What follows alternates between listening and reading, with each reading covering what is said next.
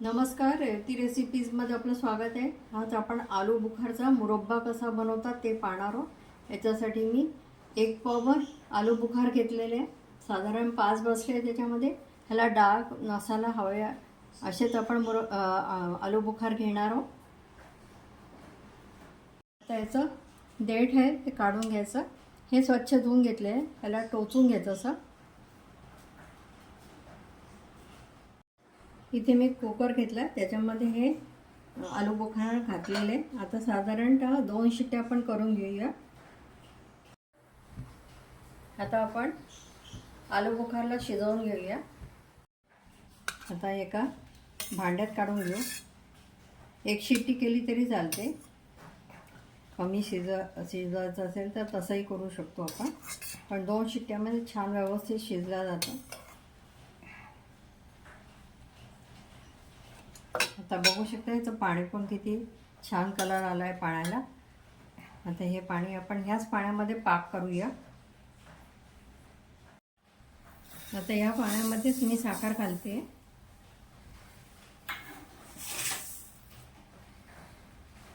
साधारण 2 वाटी आपण साखर घालतोय, कारण हे आंबट असतात।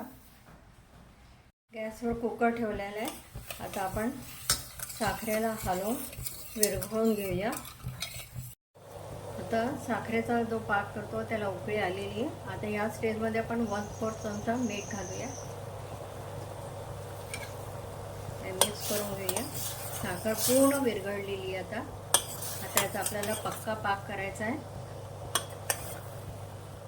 आपण पाक जो चमचामध्ये घेतला आहे याचा लास्ट थेंब जो आहे, शेवटचा थेंब जो आहे तो हळूहळू पडतोय आणि दाटसर झालेला आहे, म्हणजे आपला पाक झालेला आहे। याला अजून दुसऱ्या पद्धतीने आपण पाहू शकतो। त्याच्यावर हे थेंब घालायचा पाकाचा आणि पाक टाकल्यानंतर 1 सेकंद थांबायचा। तो पसरतो का पाहायचा। पसरत नाही आहे म्हणजे आपला पाक तयार झालेला आहे। आता आपण हे आलू बुखार जे आहे ते घालूया पाकामध्ये। पाणी निथळून घ्यायचं पूर्ण।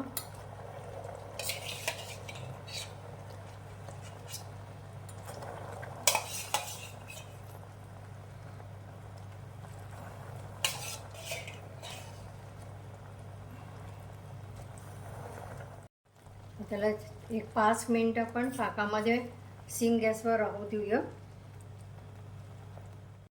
आता 1 पाव चमचा भर आपण वेलची पूड घालूया,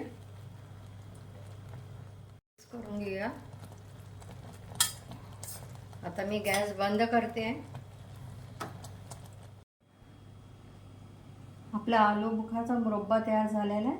ह्याला अर्धा ते 1 तास मुरू द्यायचा आणि नंतर थंड झाल्यानंतर बडी भरून ठेवायचा।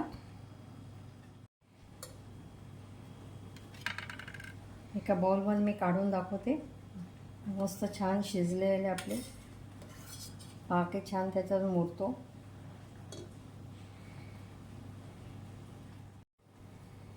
असा आलू बुखारचा मुरब्बा तुम्ही नक्की करा। तुम्हाला आवडल्यास लाईक करा, चॅनलला सबस्क्राईब करा, व्हॉट्सअप आणि फेसबुकवर शेअर करा।